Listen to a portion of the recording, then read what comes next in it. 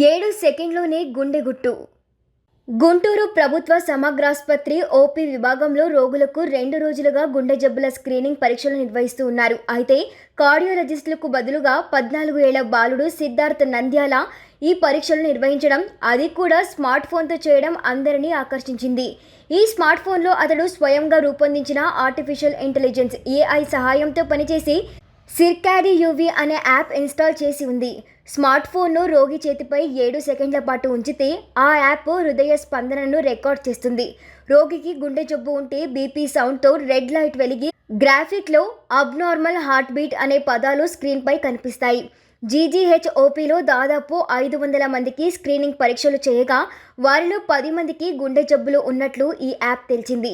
వీరిని వార్డుకు తరలించి ఈసీజీ, 2D ఎకో పరీక్షలు చేయగా ఆశ్చర్యకరంగా అందరికీ గుండె జబ్బులు ఉన్నట్లు నిర్ధారణ అయింది.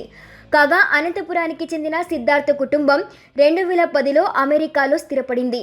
తండ్రి మహేష్ అమెరికాలో వ్యాపారవేత్త. సిద్ధార్థ్ యూనివర్సిటీ ఆఫ్ టెక్సాస్లో bachelor of AI best computer science చదువుకున్నాడు.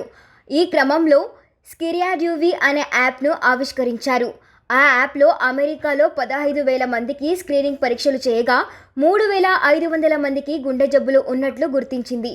93% ఖచ్చితత్వంతో పనిచేసే ఈ యాప్ సహాయంతో ప్రస్తుతం గుంటూరు జీజీహెచ్లో స్క్రీనింగ్ పరీక్షలు చేశారు. గుంటూరు ఎంపీ కేంద్ర మంత్రి పెమ్మసాని చంద్రశేఖర్ను ఇటీవల కలిసిన సిద్ధార్థ్ ఆయన చొరవతో ఇక్కడికొచ్చి స్క్రీనింగ్ పరీక్షలకు ప్రభుత్వ అనుమతి తీసుకున్నారు. 1000 మందికి పరీక్షలు చేసి ప్రభుత్వానికి నివేదిక అందజేస్తానని సిద్ధార్థ్ తెలిపారు.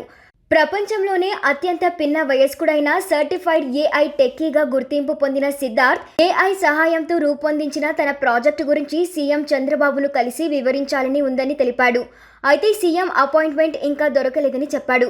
పలు అమెరికా కంపెనీలు మా ప్రాజెక్టుపై ఆసక్తిగా ఉన్నాయి. అయితే మాకు డబ్బు ముఖ్యం కాదు, స్వంత రాష్ట్రానికి ఉపయోగపడాలనే ఆశయంతో భారత్కు వచ్చామని సిద్ధార్థ్ తండ్రి మహేష్ తెలిపారు.